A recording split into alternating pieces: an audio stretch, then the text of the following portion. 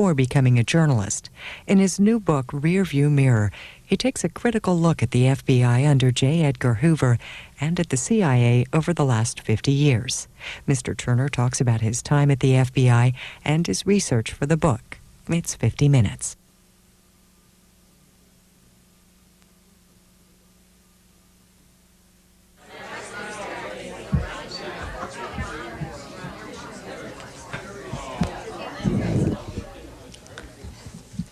My, you're well behaved. Good evening. I'm Elaine Petruccelli, and along with my colleague, Ginger Gamali Hudson, we're really happy to welcome you tonight to Book Passage and also to C-SPAN for Book TV. Because we are on Book TV tonight, when it comes time to answer questions, Mr. Turner will call on people, but it may take a minute or two for the man with the C-SPAN mic to get to you, so there'll be a couple of seconds before he can answer. I know that that'll work out really well. So I know that you've all gone out and had your hair done, and we're all ready. Yeah. I'm really happy to be the one to introduce Mr. Turner tonight. I have read his articles over the years, and I am amazed at this book. A lot of you know about him, but I want to tell you a little bit. He joined the FBI in 1951, and he was a stellar FBI agent who went to all of the schools to learn how to break and enter and to destroy your privacy. He received many accolades from the then highly admired J. Edgar Hoover. But in time, he became quite disenchanted with Mr. Hoover and the way that the FBI was run. And he turned in his service revolver for a typewriter and became a great investigative journalist. I believe it is because of William Turner that the FBI now requires that you sign something, and I think the CIA too, saying you will never say another word without their approval. As a journalist, he works to ferret out the truth and shoot down the myths. He has exposed malfeasance in our government, in the CIA, in the FBI, in some of the most important myths and lies of our time, the Kennedy assassination. And by the way, when he was doing his investigative work on the Kennedy assassination, the Hoover FBI put more people on watching William Turner than on trying to figure out who had killed JFK. The Robert Kennedy killings, the King killings, and when you read this book, you will find new and shocking information. Information about Charles de Gaulle, trying to make sure that JFK got elected. Operation Chaos with the farm workers and Cesar Chavez, where everything was being done to discredit him and them. The operations in Cuba, even to the Elian Gonzalez case, and to our current administration. His information is detailed, it is important. There will be people who don't like the book, and I loved it. So I cannot tell you how much fun it is to read Rearview Mirror, looking back at the FBI, the CIA, and other tales, T-A-I-L-S.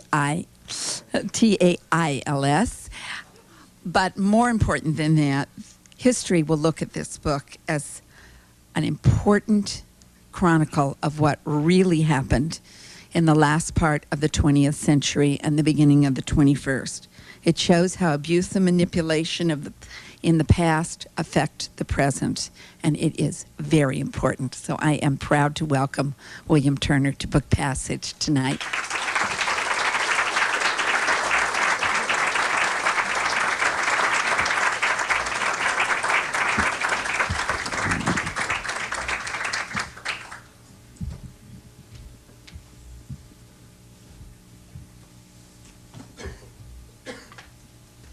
Thanks, Elaine, for your very generous introduction. And I hope that the book lives up to the expectations that you raised for it. And thank you all for coming tonight. and thank you, Elaine, for inviting me to Book Passage.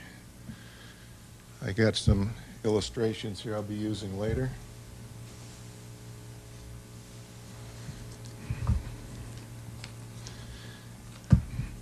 A few weeks ago, I was on with Phil Mateer on television, and we were discussing the FBI. And I told his producer beforehand, I can't talk as fast as Phil. She said, nobody can.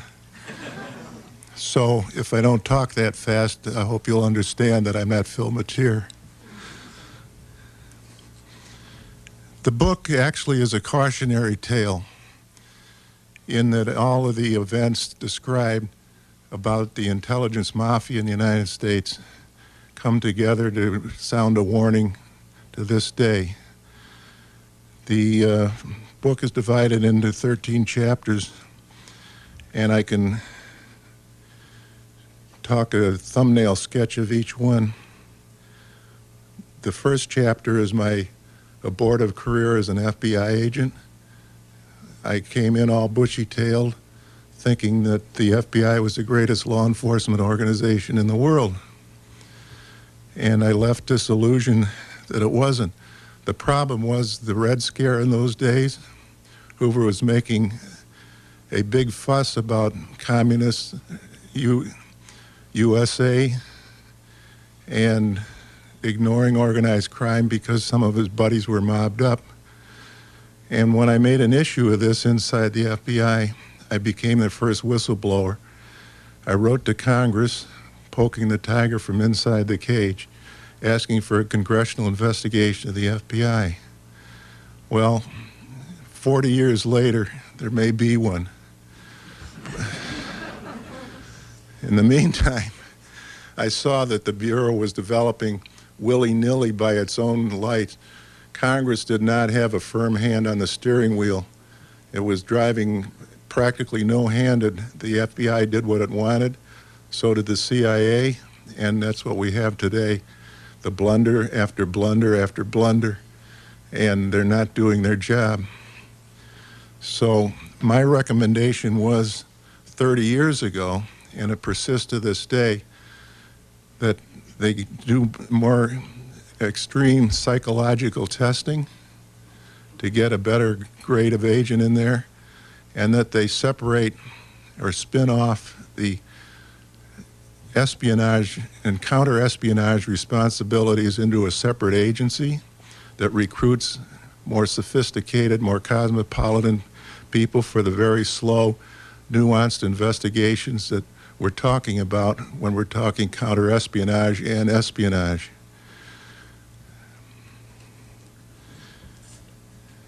The second chapter is Oswald and the JFK story, the big story. When John Kennedy was assassinated in Dallas on November 22nd, 1963, the national magazine Saga was doing a profile on me as the FBI's first whistleblower. And the editors changed the assignment, had me go running down to Dallas as fast as possible to cover the assassination from the standpoint of the breakdown in security. And what I found was that 10 days before the assassination, FBI agents had talked to Lee Harvey Oswald. The Warren Commission said this came under the heading of rumors and was unsubstantiated.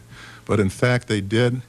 And in fact, I also found out from an FBI source that the FBI had been running Oswald as a potential security informant, a PSI, which meant that he was under FBI control at the time of the assassination, and accounted for the fact that the FBI did not turn over his name to the Secret Service, which had primary responsibility for presidential protection.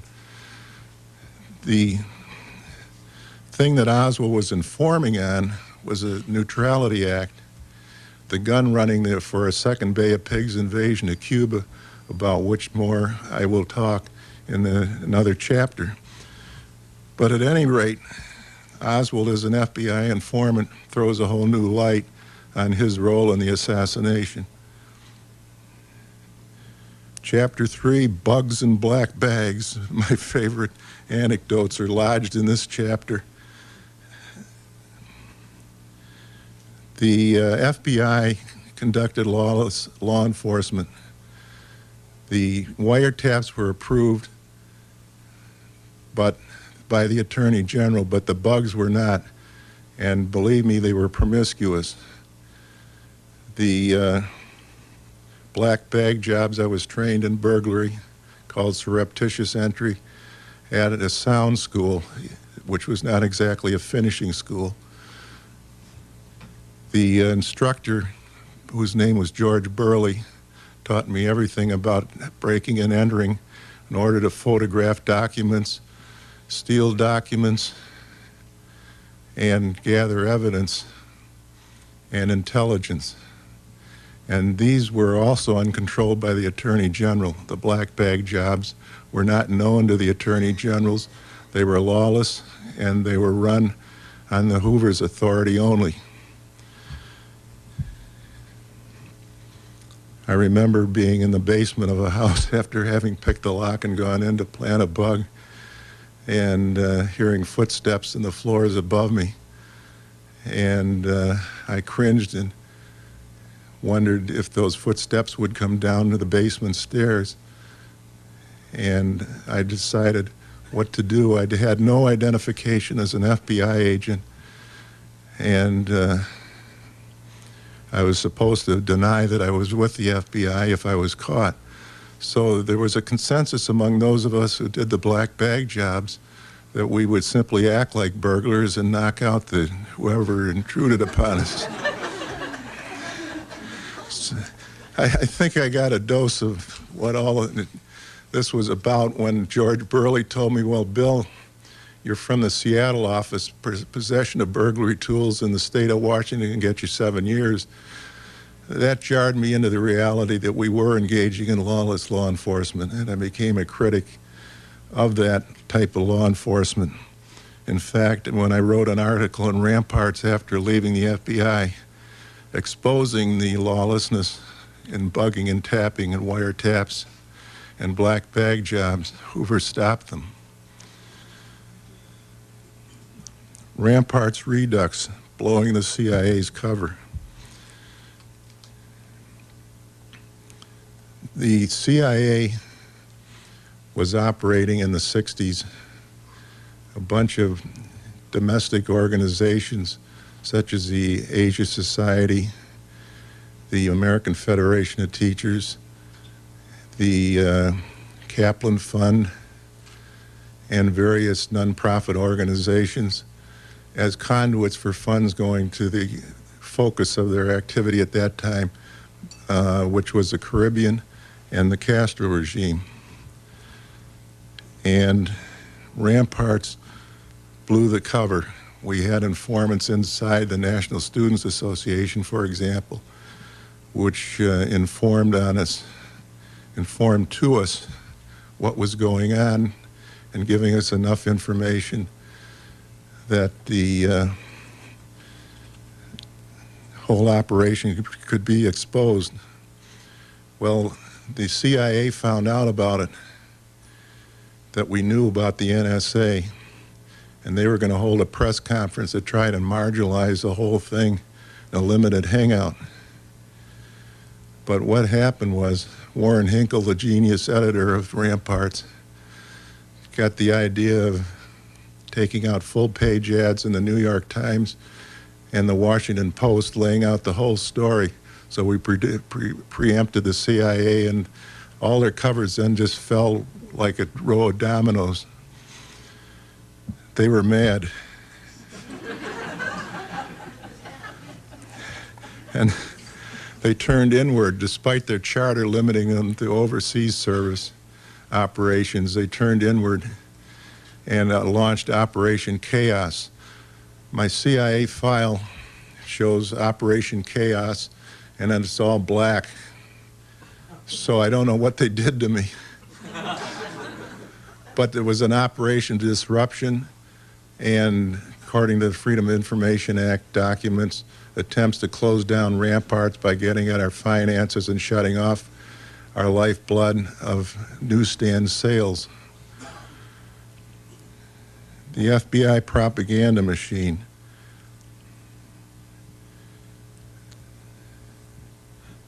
Catherine Kelly was the wife of Machine Gun Kelly. Back in 1933, Machine Gun Kelly kidnapped Charles Urschel, an oil man in Oklahoma City, and took Urschel around the country, and finally the FBI found him when they found about a plane flying overhead of a ranch, and it was one of the FBI's great stories. The FBI also prosecuted his wife, Catherine Kelly, who denied being responsible for anything, and Hoover called her the genius behind the crime, the strong, silent woman. I mean, this guy was a sexist from the word go, without whom Kelly could do nothing. The problem was there was an FBI laboratory report that said Catherine Kelly did not write the ransom notes, and that was the only evidence they had against her, was an accusation that she wrote the ransom notes. So the FBI for 25 years denied the existence. When I was in the Oklahoma City office, a senior agent came up to me and gave me the lab report with an accompanying note that when a federal judge ordered her released until the FBI produced their file, the FBI was not going to produce their file because it might embarrass the Bureau. So she was in a legal limbo for all those years. The Farewell America plot. Elaine mentioned de Gaulle. And in fact, this Farewell America was a book produced by French intelligence with the authorization of de Gaulle in an attempt to influence the Bobby Kennedy campaign. The book was published in Europe.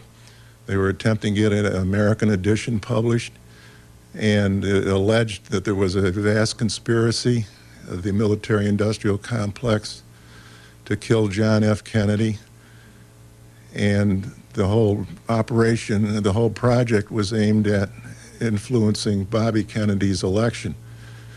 Well, as soon as Bobby Kennedy was assassinated, French intelligence folded its tent, but not without getting to me a copy of the Zapruder film, the famous film which shows Kennedy being rocked violently back in the seat cushion of his limousine at Dealey Plaza. And the indication from that is that a shot came from a frontal zone. So the French wanted to get that out. I showed it at college campuses around the country, and instead of being the proprietary property of Life magazine, it became the domain of the American people, which deserved to see it in motion picture form, which the Warren Commission never did. The Garrison Commission, I was an investigator for Jim Garrison at the same time I was writing for Ramparts.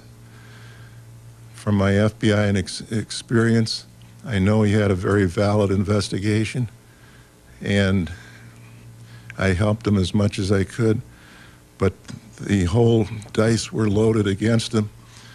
The CIA had an Operation Nightingale, which was to suppress any information that would indicate there was a conspiracy in the John F. Kennedy assassination, and also to beat down any representation that Garrison had a legitimate case. The FBI at the same time was wiretapping and bugging him and calling on its press assets to smear him. So Garrison really, in the public light, never had a chance. And that's a reason that until JFK, the movie, came along with Oliver Stone, that the American people really thought that he was some kind of a charlatan who was prosecuting Kay Shaw for sexual reasons, which was totally untrue. Jim was a very sensitive guy, and he would not have done anything like that. The media circus documents Operation Nightingale and the media assault on Garrison to try and destroy his investigation. Deadly Secrets, a stealth war against Cuba. At the time that John Kennedy was assassinated, two things were going on, parallel tracks. Bobby Kennedy was conducting an operation called Mongoose, which was aimed at destabilizing Cuba and conducting military commando assaults on its shores, destroying military installations, all with an eye towards the eventual second invasion of Cuba, conducted by my informant, Harry Williams, and his force from the Dominican Republic, and a man by the name of Manuel Artemi from Nicaragua. That was all set to go. In fact, the infiltrations had started when John Kennedy was killed. The parallel track was that John Kennedy was carrying on secret negotiations through his trusted aide, Bill Atwood, to normalize relations with Cuba. And in fact, they had gotten to a point where when he was killed, before he left for Dallas, he said, "I want this finalized after a short trip to Dallas." Well, he never returned from Dallas alive. And Lyndon Johnson, as relayed by E. Howard Hunt, told Harry Williams, "I don't want a thing to do with you goddamn Cubans." So he turned his sights towards Vietnam. And therein may lie the secret, as Gorbachev said, as to Kennedy's death. Escape from the CIA. This is a helicopter escape from the Mexico City jail in 1971. And the escapee was Joel Kaplan. His uncle had the Kaplan Fund, which was a CIA conduit, exposed as a CIA conduit later on. But Joel worked for the family sugar interests around the Caribbean, and he was very sympathetic to the Cuban Revolution because he saw the extreme poverty under Batista, the dictator. And what he was doing was using the family sugar facilities, Southwestern Sugar and Molasses facilities, to steer arms and ammunition consigned to the Bay of Pigs contingent in Nicaragua to pro-Castro units in the Caribbean, arming them instead of the CIA's Bay of Pigs. So he was a naughty boy, as the CIA described him. And they had to frame him, put him in prison.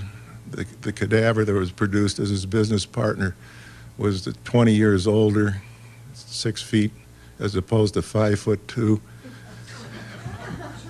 blue eyes as opposed to brown.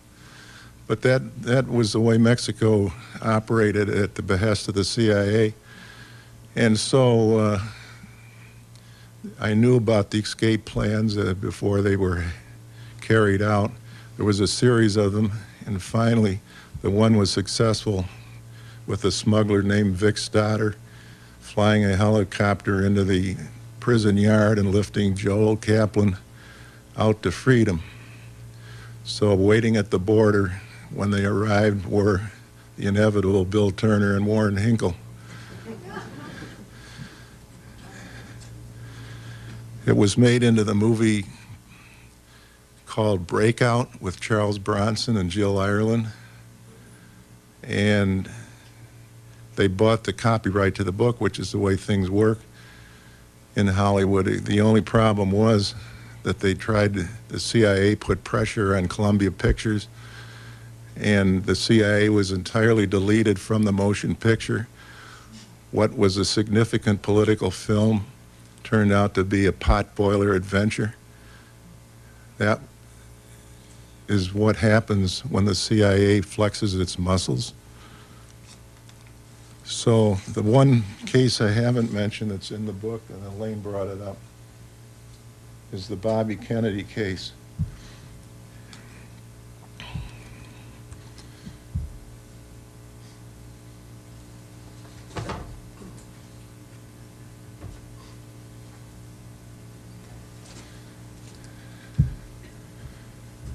RFK is dead, proclaimed the newspaper headline. And this was just as Bobby had claimed victory in the California primary in 1968 and was set to end the Vietnam War once he became president. He was also set to reopen the investigation of his brother's death by controlling the Justice Department. I say untimely death because of the exquisite timing of his assassination. If he had been assassinated earlier, it would have been useless to talk about him ending the Vietnam War. But after Bobby Kennedy was killed, the pundit said, well, he would have gone on to become president of the United States, that he would have gotten the nomination, the Democratic nomination from Hubert Humphrey in Washington, or in Chicago, and that he would have then gone on to beat Richard Nixon in the general election in November. Since he was killed, most of the 58,000 American boys who were killed in Vietnam, the majority of them were killed after Nixon assumed power. Not to mention how many Vietnamese kids were killed. So at first I said, well, this looks like an open and shut case. We have a guy caught red-handed, smoking gun. He was able to squeeze off 8 shots. That's all the cylinder held. He was overpowered before he could reload. He assaulted Kennedy from the front. That's it. The LAPD crime lab, which we now know is kind of corrupt,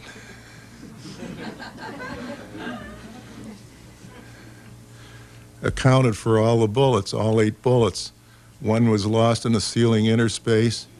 Another was,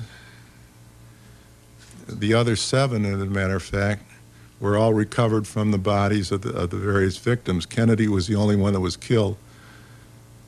And that ended it as far as the LAPD was concerned. They set up a special unit senator to investigate the case, and all they did was cover it up. It was run by 2 LAPD detectives called Special Unit Senator, and those 2 LAPD detectives had been on detached duty with the CIA in South America. Then came the arithmetic. 8 bullets, all accounted for. But the problem was, there were more than 8 bullets. Here's Coroner Noguchi of the LA County. He's pointing to 1 extra. Vince Bugliosi, who was representing Paul Schrade, the UAW representative who was shot in the pantry, recovered one from a cop who had picked it out of the stairs downrange from the pantry. So we were on to the idea that there might have been more than 1 shooter. The count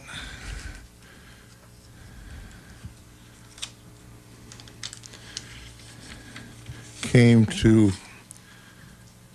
10 or more. I'm reading here from a declaration furnished by Dr. Michael H.L. Hecker, who did the Watergate tapes. He's an acoustical expert. He was with the Stanford Research Institute, and we commissioned him to do a study of the audio tapes. So this is his report. During the week of November 15th, 1982, and again during the week of December 13th, 1982, I examined 3 tape recordings, which I was informed were made by news reporters covering the victory speech of Senator Robert F. Kennedy, given at the Ambassador Hotel on June 5th, 1968. The recordings were labeled with the names of the news reporters. West Tape, Andrew West, Mutual Broadcasting Company. Smith Tape, Howard K. Smith / Bill Lawrence, American Broadcasting Company. Brent Tape, Jeff Brent, affiliation unknown. So Dr. Hecker goes on to say, on the basis of auditory, oscilloscope, and spectrographic analyses of these 3 recordings, it is my opinion, to a reasonable degree of scientific certainty, that no fewer than 10 gunshots are ascertainable following the conclusion of the Senator's victory speech until after the time Bashar Saran was disarmed. So there we have at least 10 shots. The geometry, that was the arithmetic. The geometry was this. Senator Kennedy was hit by 3 shots from behind. The fatal shot was 1 to 3 inches upward coursing to the rear of the head. Saran never got closer than 3 feet at the front. I think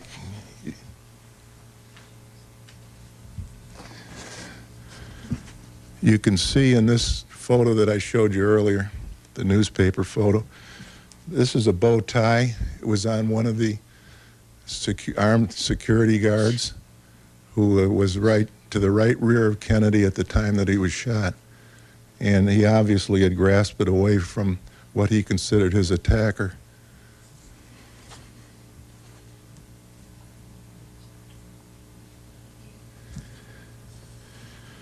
So Vince Bugliosi made the comment, the time has come to look for the members of the firing squad that night.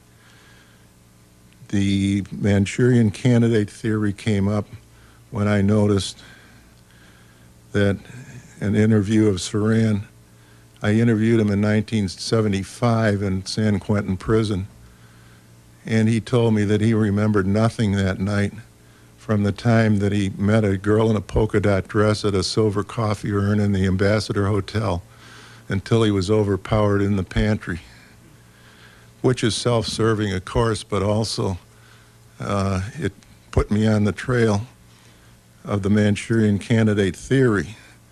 At Saran's trial, a Dr. Bernard Diamond of Berkeley stated that he was able to hypnotize Saran so easily that he would snap his fingers and Saran would climb the bars of his cell like a monkey. But he somewhat gratuitously said that Saran was under hypnotic influence at the time that the crime was committed, but that the hypnotic induction was caused by all the lights and mirrors in the Ambassador Hotel that night. I talked to the psychiatrist at San Quentin Prison, Dr. Simpson Callis, and he said that he was European trained and more alert to hypnotic induction. And he said that he found that Saran was indeed susceptible to hypnotic induction, and he was trying to find the locking mechanism that he was used, like the Queen of Spades, the Queen of Hearts, and the Manchurian candidate, that kept him from identifying his programmer. So he said he was close to unlocking Saran's mind as to that aspect when he was called off the case by prison authorities who said he was spending too much time with one prisoner. So he called Diamond's conclusion that it was self-induced the hypnotic blunder of the century.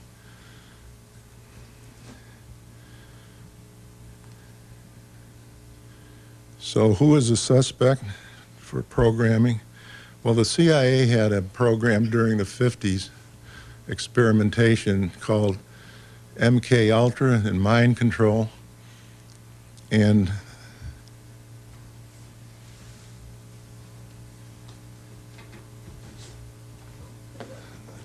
this gentleman here, Dr. William Joseph Bryan Jr., was part of it, and in fact, he even bragged about it.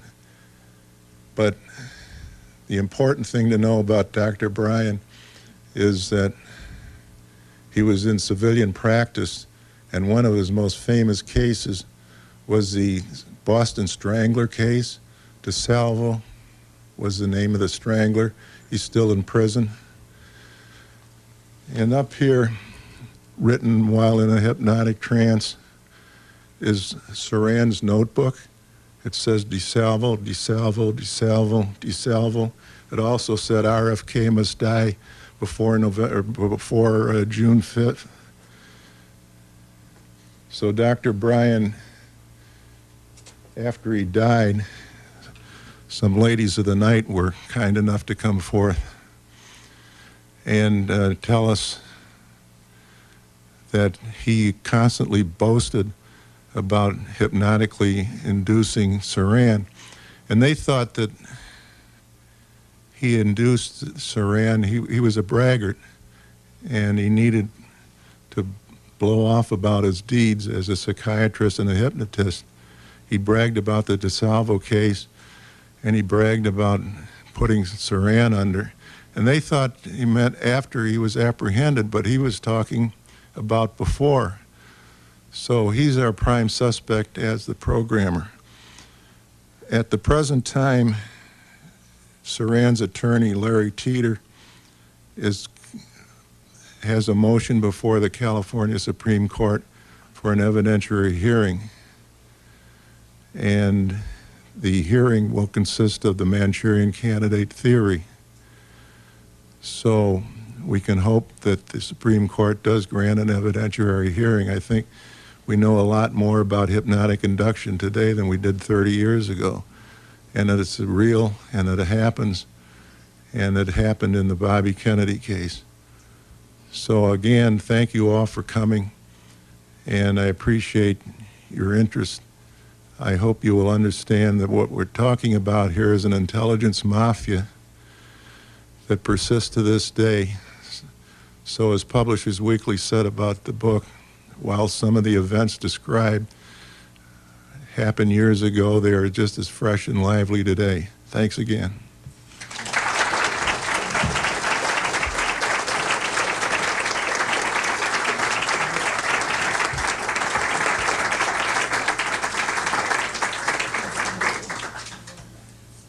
Do we have some questions? Yes, sir. Thank you for your presentation. You have a wonderful story. I wanted to ask you a question about how to have a Freedom of Information Act performed. And is there 3 people in Marin County that you might be able to suggest I get in touch with who can inform me if I'm being tracked or traced? If you're being tracked, you want to get documents under the Freedom of Information Act? Yes. You have to ask the specific agency, if it's the FBI. But there are 5 or 6 different agencies with all their security things, and I know that I made an initial inquiry many years ago, which indicated I should indicate every place that I have lived. And I am 62 years old, and I've had about 65 jobs in my life, and I can't remember all the places that I've lived. Well, they'll use it, if you don't give them the information, they'll use it as an excuse for saying, I can't identify this person. But the point is that I'm emotionally involved in it myself, and I want to find somebody that can help me do it. Is there anybody that can do it for me? Well, there are attorneys that specialize that. I don't have any in my hip pocket as to which specific ones, but there are. What are the key words for the attorney, or the title, or how do I identify them? The Freedom of Information Act. Freedom of Information attorneys? Yeah. There are attorneys that's a specialty with them. They're mostly in Washington. Oh. That's where all the information is, obviously. Yes. Very good. Thank you for your service. Sure. Yes, sir. Are you aware of the existence of a photograph of Lee Harvey Oswald and LBJ's sister? No, I'm not. Can you tell me about it? Privately. Okay. Fair enough. Yes. I was interested in some comments about what happened at Wounded Knee. I had read some accounts that there had been a political assassination program of members of the American Indian movement with the help of the FBI working on the intertribal level, that something like 30 or 40 members of the movement had been murdered leading up to the Wounded Knee incident, and also specifically anything about Leonard Peltier.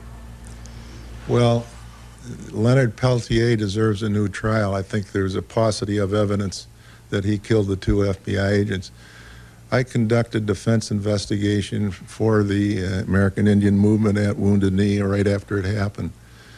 And I worked the Custer cases, as they call it. And as far as the present situation, however, I'm not up to date on it, so I can't answer that.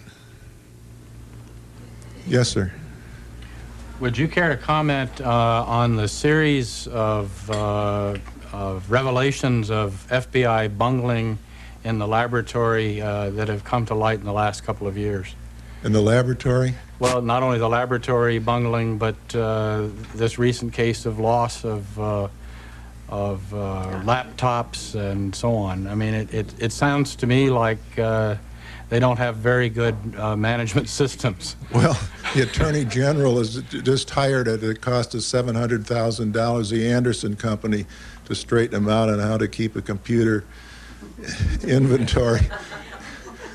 So, but that's not the real problem. The real problem is we got to go back to ground zero with the FBI and start over, because it got off to a bad start under Hoover. It's insular, self-protective, it'll cover up. It's a subculture that is very arrogant. And we need an attitudinal adjustment for one thing. We need different recruiting, and we need more psychological testing of FBI agents before they get in. If I could follow up, sir. Is there a different kind of oversight required than what presently exists? I mean, what can we do to really fix the problem of mismanagement? Well, years ago when I was in the FBI and immediately thereafter, Hoover was so untouchable because, I mean, if you attacked him, you were a communist. And he also had a tremendous public relations genius.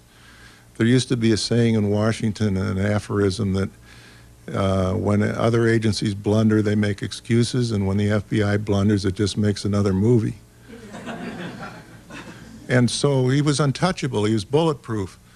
There was no going after him, and that continued and continued until the blunders now are so severe and so compacted that Congress finally has to exert some oversight. And I think they need a commission to go back and start over with the FBI. For example, under Louis Freeh, the FBI on its own initiative took on anti-terrorism overseas. Well, that's the CIA's jurisdiction. And besides, what would the FBI think if the Brits sent over, if the British embassy in Washington was bombed and the Brits sent 100 Scotland Yard detectives over to take over from the FBI? What would the FBI, they'd scream and yell. Well, they're doing the same thing to the Yemenis and the Saudis and the others. And all of those cases were solved by the local authorities, not the FBI. Yes? It seems to me that what you're talking about is creating a new, more effective FBI, essentially a new and more effective political police in America. A political police seems to be a function in every democracy, France, Britain, and so forth. Democracies don't seem to function without them, but they're not particularly helpful for the citizens. Isn't it in our interest to have an incompetent, hidebound, useless FBI? Shouldn't we be thanking J. Edgar Hoover for his effective dismantling of the political police in our country? Your logic is impeccable.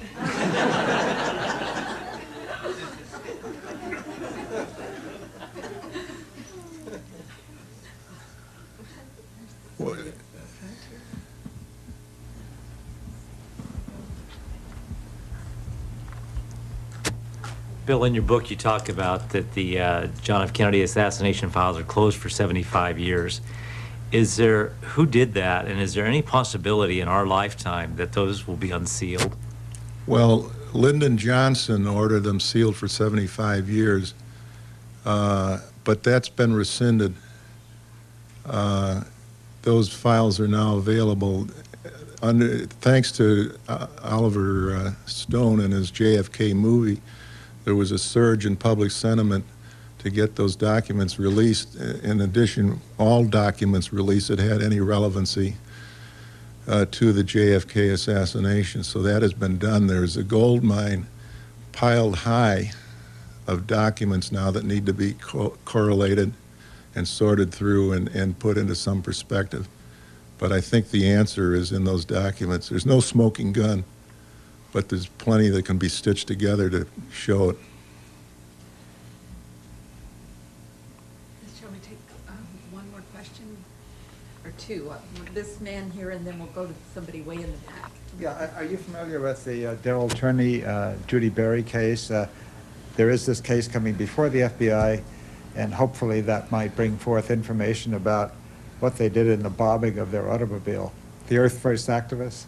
Yeah, Judy Berry was the activist, environmental activist from North Country. And her car blew up in Oakland, and the FBI blamed her for blowing up herself. Yeah. There's impeccable logic, too.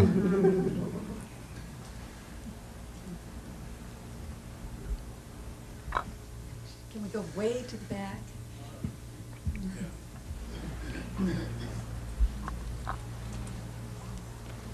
Well, I worked with Mark Lane and Emile D'Antonio on the film Rush to Judgment and followed that case all the way through for years and years. And Mark Lane's criticism of Oliver Stone was that he didn't identify the agency, which he felt was, I think he proved it in his book Plausible Denial, was the group that killed the president was the Central Intelligence Agency of the United States. And that was Mark's criticism of Oliver Stone. And here we are systematically lied to about every significant question of current political and world affairs and of world history. And we are systematically imbued with an upside-down worldview and errant methodology. And you've given a very eloquent exposition of the truth of that. And I think it's time that those of us who've read the Declaration of Independence take note of the section where it says it is our right, it is our duty, when the government becomes onerous and oppresses the people of the whole world to the degree that it does, to rise up and get rid of it. Thank you.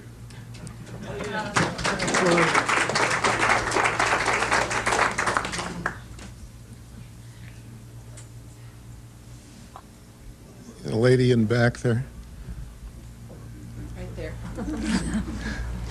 Who do you believe assassinated John F. Kennedy?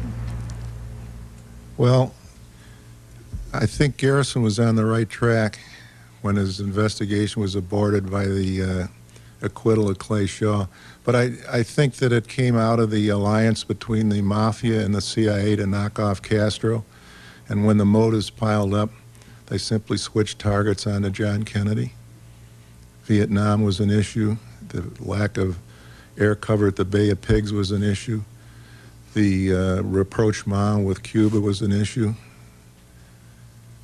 The failure to invade Cuba during the missile crisis was an issue. I'd say it was an issue with the CIA and with the Cuban exile charges of the CIA. Thank you all so much. Thank you, William Turner. Thank you, Elaine. You just stay right here. This is definitely the way to spend a Saturday night. I would appreciate it if you would buy Rearview Mirror and then come up and have it signed. And if you'd like to have your name or someone's name put in it, Ginger and I will help you. Even I suppose we will excuse Mrs. Turner, but everyone else, no matter how many years you have known him, please let us put your name in so that spelling is right and so forth. And for those of you who are watching on Book TV, you can order the book by calling 1-800-999-7909 or at bookpassage.com on the web. Thank you, William Turner, for a great book and a wonderful evening.